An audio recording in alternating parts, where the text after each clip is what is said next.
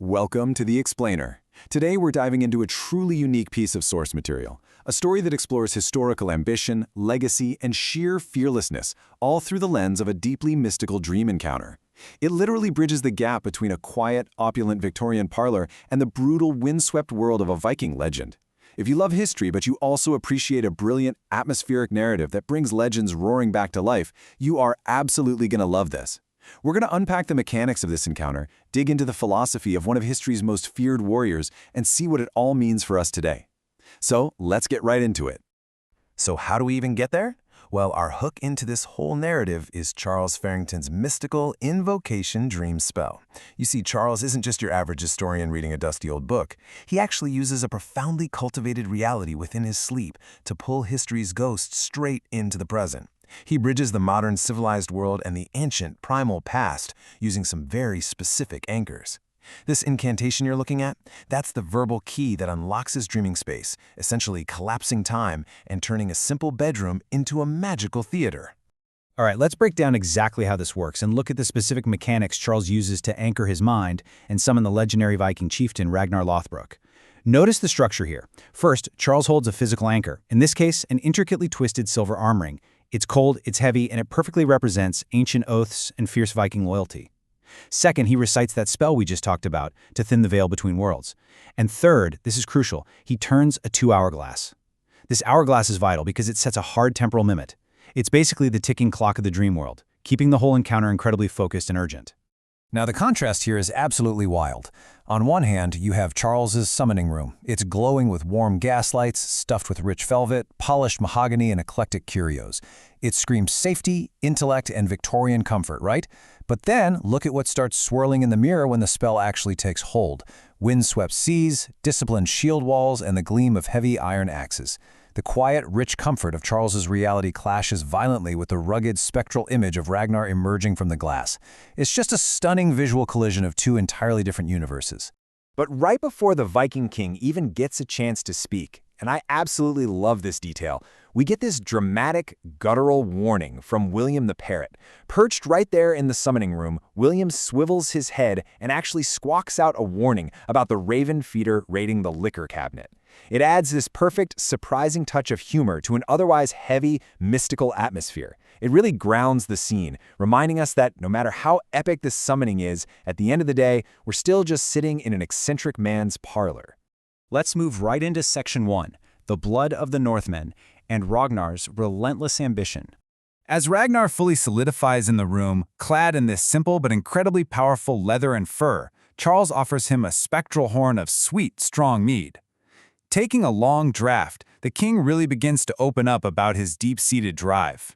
To Ragnar, the unknown wasn't something to be terrified of. It was a magnificent challenge. His ambition was fueled by this visceral call of the sea, mixed with a deep hunger for glory. They weren't just out there looking to survive. They wanted new riches and, more importantly, new sagas to be sung about them. The unknown promised gold, sure, but mostly it promised an unforgettable legacy. And this quote right here hits the nail on the head when it comes to his worldview. For him, raiding and exploring were all about securing the future through absolute strength and sheer willpower. The gods favored the bold, and we were bold. They didn't just sit back and wait for prosperity to knock on their door. No way. They went out, sailed completely off the map, struck fear into the hearts of kings, and literally took what they believed was theirs. It's a philosophy of unapologetic, relentless action. All right, jumping over to Section 2, A Legacy of Warriors, where we look at his sons, Ivar, Bjorn, and Ube. So, when Charles asks Ragnar what it was actually like to father such legends, men who carried on his fearsome reputation, Ragnar's expression softens just a bit, showing this mix of pride and a touch of melancholy. He reveals that true leadership, it isn't just about barking orders from a comfortable throne. You have to trust your instincts. You literally have to fight in the mud alongside your men. You share their burdens and you earn their loyalty, not just with gold, but with blood and shared sacrifice. And above all else, you never show weakness. It's an exhausting, demanding standard, for sure, but that is exactly what forged his sons into historical icons.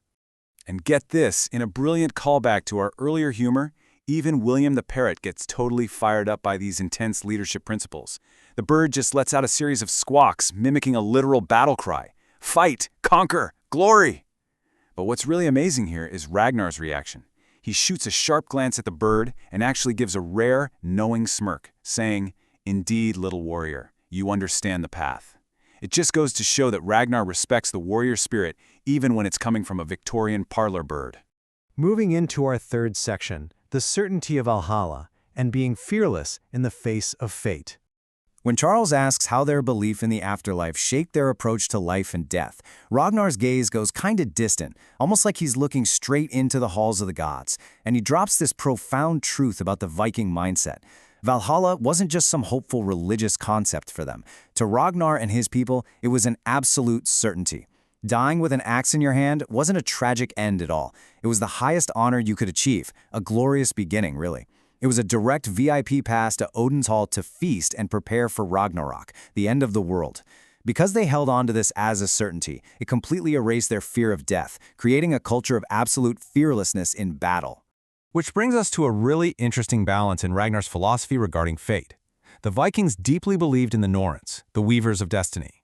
But Ragnar makes it very clear that while the Norns might weave your fate, you are not just a passive victim of those threads. You have to embrace your fate and actively shape those threads yourself through bold, courageous, and decisive actions. You don't hide from destiny. You ride out to meet it head-on, ensuring your life is worthy of a saga. And here is the big takeaway. Ragnar's ultimate realization was that securing your saga and history is really the only true form of immortality a warrior can ever achieve. He tells Charles that, hey, bodies turn to dust, massive empires fall, but a name, a story, glory, that stuff lives on forever. And that was the ultimate prize Ragnar Lothbrok was sailing toward every single time he left his shores. But, as with all dreams, the temporal limits eventually catch up. The last grains of sand tumble through that 2-hour hourglass on the mantelpiece, and time is up. Ragnar gives this final, resolute nod. His spectral form, leather, furs, and all, dissolves into pure, shimmering light. All that's left behind is the faint scent of old paper and the lingering echo of his unyielding will. Charles wakes up in the morning light, feeling the cool, heavy silver armring resting on his chest, and he immediately grabs his journal to capture the raw power and ambition of this incredible encounter. To wrap up this explainer, I want to leave you with a provocative thought, directly inspired by the Viking king himself. Look, we might not be sailing long ships across uncharted, violent seas, but we all have a destiny we're moving toward. So, I have to ask you, how are your actions and your courage shaping the threads of your own destiny today?